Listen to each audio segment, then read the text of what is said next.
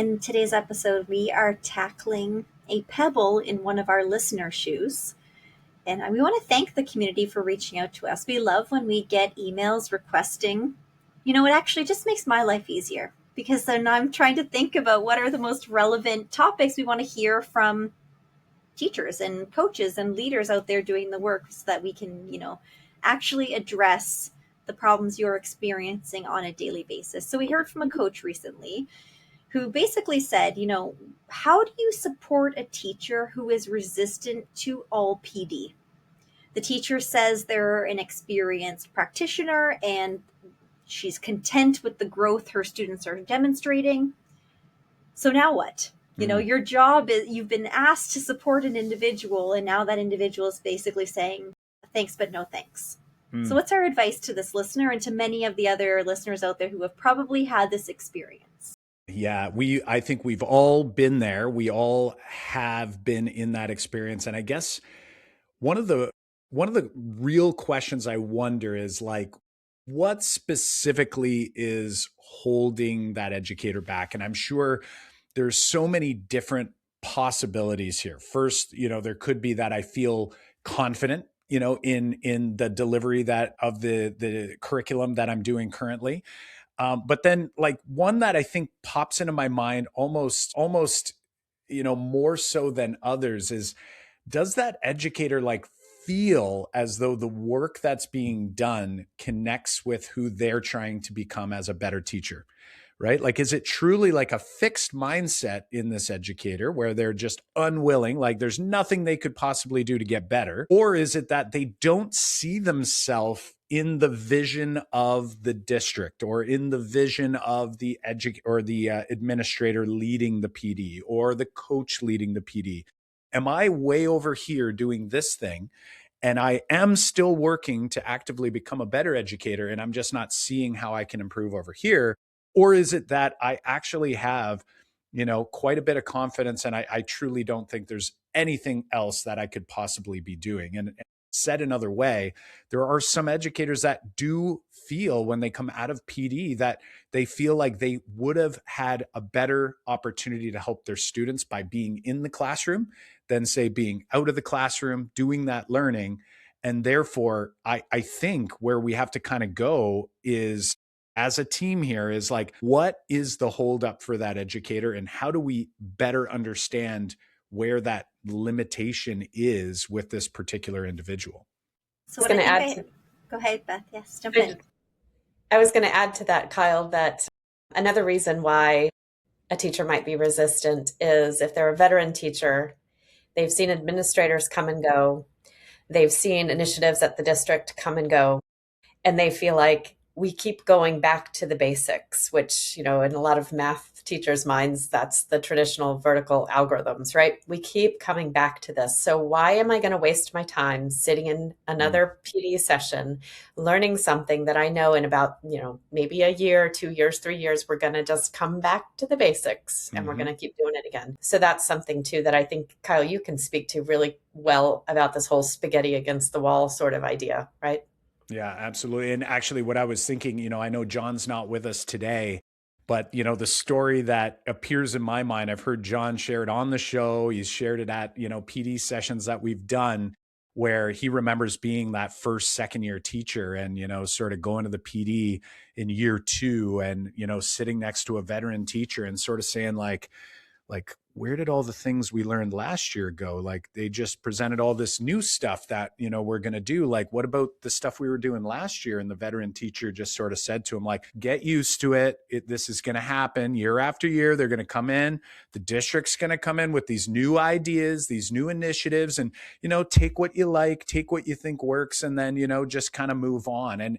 And that sort of like, is saying exactly what you had said there, Beth, is like people just don't feel like what we're doing in the PD, that there's actual value there, and or that we actually haven't put enough time or effort into planning ahead and planning forward. That like, how's today's PD going to help us build into next PD or into next year's PD or into the PD that's going to be 5, 10, 15 years down the road. If we're not seeing a clear connection between what we did today and what we did in the last one and what we're going to do in the next one, then it can certainly lead some people to sort of feel like, we're doing a bunch of this work. And it brings me back to a recent episode we just did on parents talking about new math. Like if they're not clear on why we're doing what we're doing and they're not seeing a clear path between what we're doing with students in the classroom and what they're seeing at home, the same is happening here with educators, right? We have to be very clear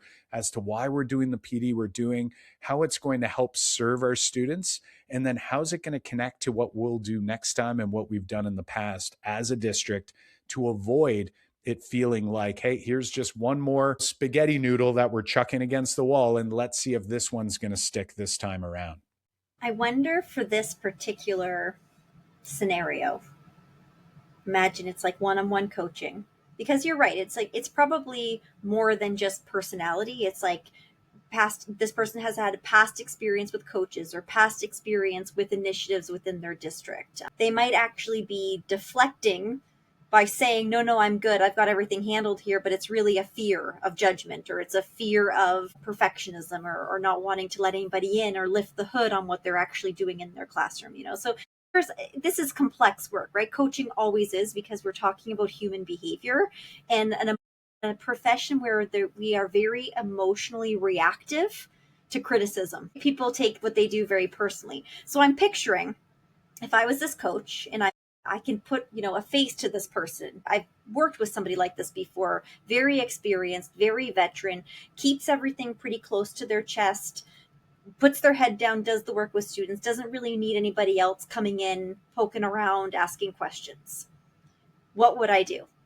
And I think that what I would do is not position myself as the knowledgeable other, or I'm the coach coming in to fix you. Like, I feel like that dynamic already can be very off-putting to a veteran teacher who does, pride themselves on being a very effective educator. So how do you go into the relationship that there isn't a dynamic that's a hierarchical dynamic where the coach is coming in with the perceived notion of improving instruction, but coming in rather just as a think partner, or that the coach is actually coming in to learn from you, because in the email, they're saying the students are seeing a lot of growth. So maybe the coach is coming in to understand right what is contributing to that growth. Right. What are you doing that's really impactful, that's super effective? Because we do see that students are making steady growth in your room. Really, it's almost like making sure that is not the dynamic from the start. Right. That is not about me coming in to tell you how to do your job. I just want to learn from and with you. 100%. I love that approach. And really what I'm interpreting you're saying is like, you're coming in without an agenda, like that today I'm going to teach you or show you how we're going to now do this new thing, which I think anyone who's been in a coaching role or in a leadership role has probably done that before. Right. And I think over time, you learn. I know I learned over time to start recognizing that, everyone has their strengths and everyone has their challenges. And, in some ways, what I'm hearing you say as well, Yvette, is like, if there's an opportunity for me to come in and to really like help understand where are the challenges in that classroom, because I don't know if I've ever met a teacher that has said like, there's literally nothing in my classroom that could improve. So it really comes down to that conversation. I'm picturing, someone who would be fantastic at that role would be Jim Strachan, right? Like Jim Strachan goes into a classroom and it's all about learning more about that educator and learning more about where they are and where they see themselves, right? Not necessarily where they are comparative to anyone else, but where does that educator see themselves and where do they want to grow and what do they want to focus on? If we can be in support of that work, that is an opportunity, especially if, and it sounds like in this specific case, we have an educator here who is having success. Like, wouldn't we want that educator to be like on our side, as leaders? Like we want that that teacher to be positioned, because that teacher is a bright spot. So how do we change this dynamic so that that teacher can actually be given an opportunity, maybe the platform, to be able to share some of what they're doing? And of course, along the way, I would argue we always learn something new when we're able to get people working together. So just like the coach can go in to learn from this educator, that educator in turn will do some learning if we're able to find a way to sort of get them on board. And, so I'm really loving this idea here. I'm going to throw this question to Beth because I feel like you've likely been in this situation where you are a coach or a consultant and you're coming in with a mandate, like a district mandate, right? So that you've been hired for the purpose of supporting the implementation of this curriculum or shifting this practice. And so how do you strike a balance between, honoring the purpose of your role, but also respecting the autonomy and building relationships with educators? Boy, Yvette, if I had a magic bullet for that one. I think when I find that I'm in a room full of educators who feel like I really don't want to be here, I don't know why we're being told to make this change. I don't, we made a change last year, and now we're changing it again this year.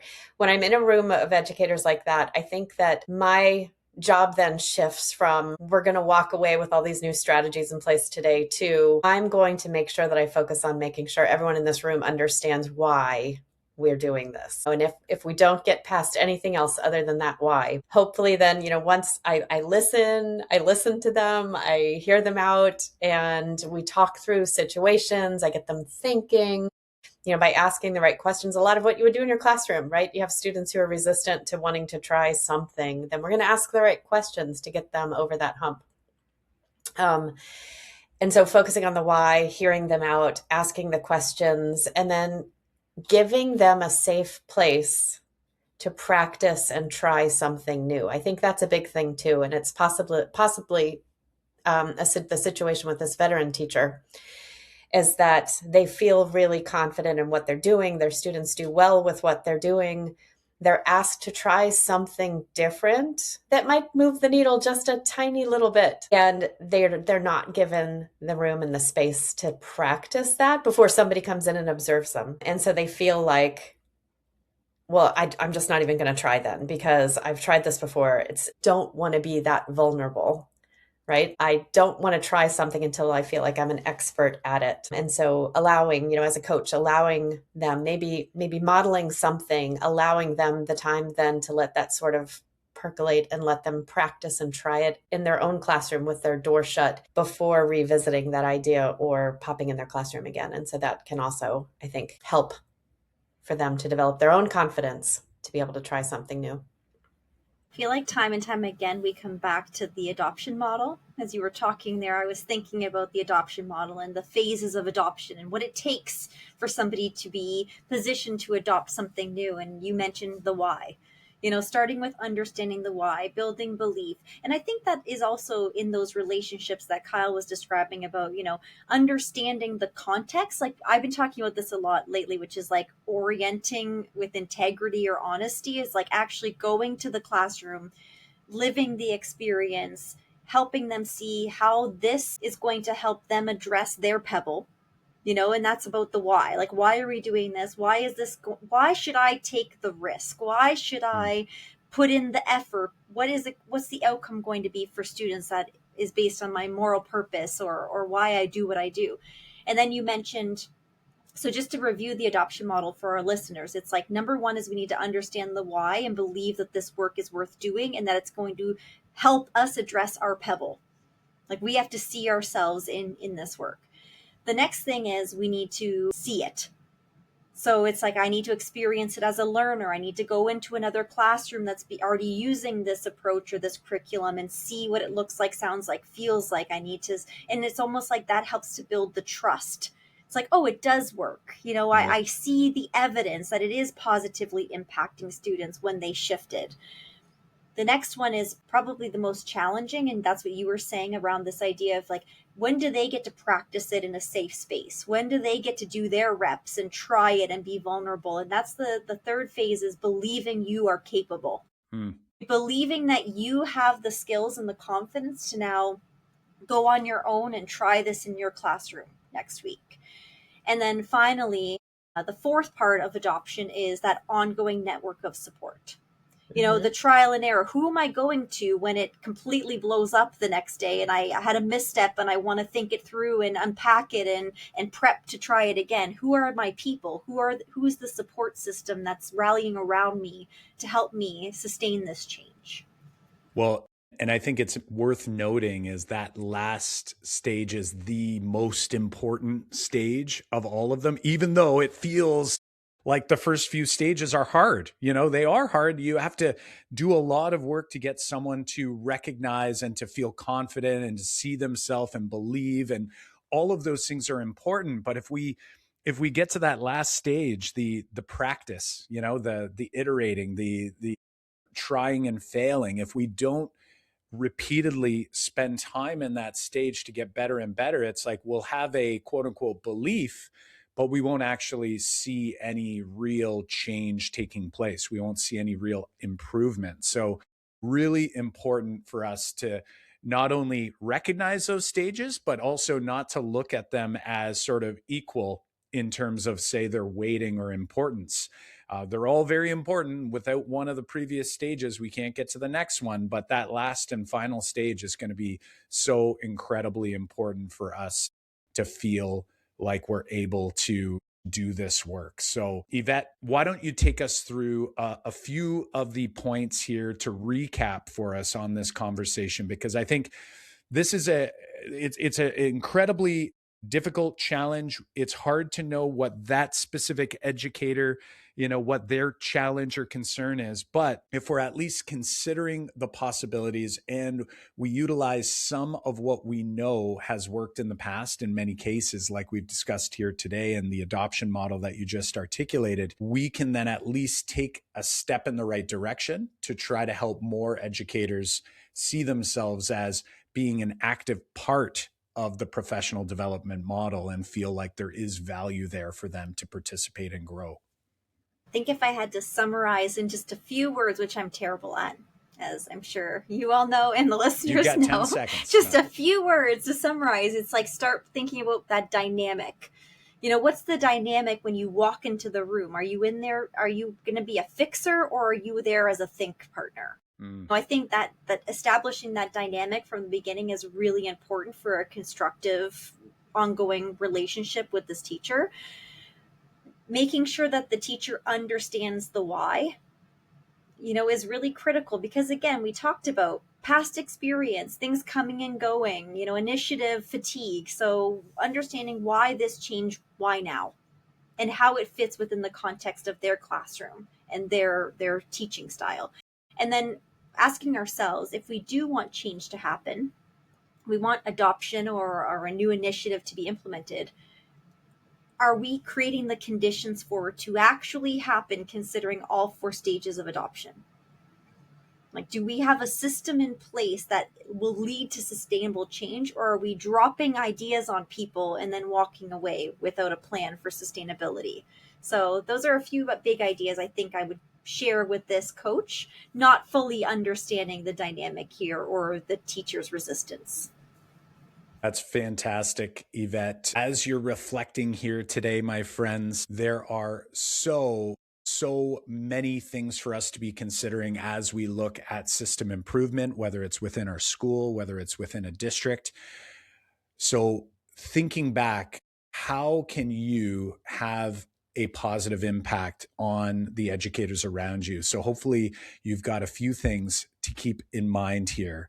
And what we will do for you as a little bit of a goodie inside the show notes, we're going to drop a link to the adoption model that Yvette had articulated here, and that will be there for you to dig into and utilize. And I would even argue sometimes like printing something like that and just having it up on the wall next to your computer, just so you can kind of glance at it and remember and remind yourself that this work it does take time, and it does take a lot of thinking, and it does take a lot of preparation. So, being aware of that adoption model and really trying to get a better sense of where an educator might be along that journey might help you with your next steps as you go to work towards system improvement.